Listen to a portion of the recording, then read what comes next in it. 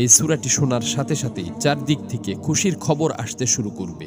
এই সূরাটি মূলত তারাই শুনবেন যারা খুবই অভাবে আছেন, কষ্টে আছেন, কোনোভাবেই যাদের মনের আশা পূরণ হচ্ছে না, যারা গরিবি দূর করতে চান, ঋণ পরিশোধ করতে চান, এবং যারা চাকরি হারিয়ে দিশেহারা হয়ে পড়েছেন, কোনোভাবেই কোনো মাধ্যম খুঁজে পাচ্ছেন না।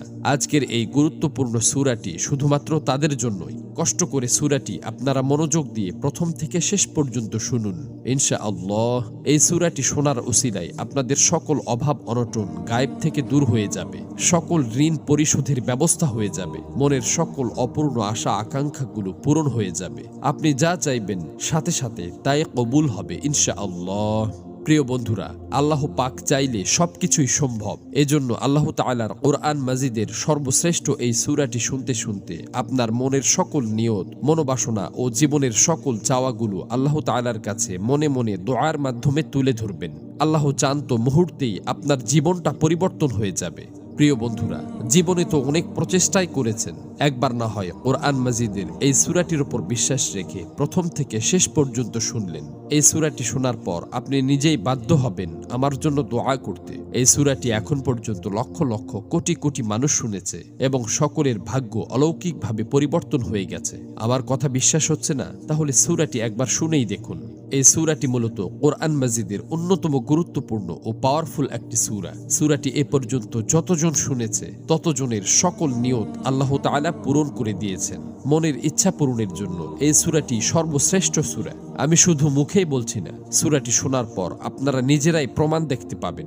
এজন্য কোরআন মাজিদের উপর বিশ্বাস রেখে দ্রুত সূরাটি একবার শুনে নিন। ইনশাআল্লাহ সাথে সাথেই রেজাল্ট পাবেন। মহান আল্লাহর কাছে দোয়া করি, হে আল্লাহ, যারা যে নিয়তে, যে উদ্দেশ্যে এই সূরাটি সম্পূর্ণ শুনেছে এবং শুনবে, আপনি তাদের জীবনের সকল উদ্দেশ্য এবং মনের সকল আশা আকাঙ্ক্ষা গায়েব থেকে পূরণ করে দিন। আমিন। কমেন্ট বক্সে আপনিও আমিন লিখে উন্মুক্ত দোয়ায় শরীক থাকুন, কেননা কে জানে যে কার মুখ থেকে বলা আমিন কখন কবুল হয়ে যায়। তো চলুন সূরাটি শুনে নেওয়া যাক। أعوذ بالله من الشيطان الرجيم بسم الله الرحمن الرحيم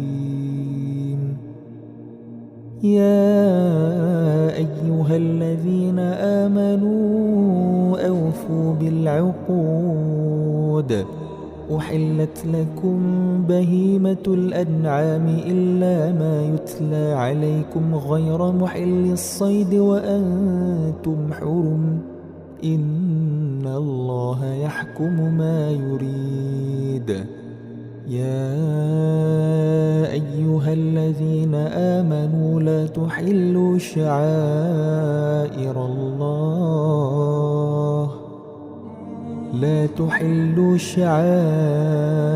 الله ولا الشهر الحرام ولا الهدي ولا القلائد ولا آمين البيت الحرام يبتغون فضلا من ربهم ورضوانا وإذا حللتم فاصطادوا ولا يجرمنكم شنآن قوم أن صدوكم عن المسجد الحرام أن تعتدوا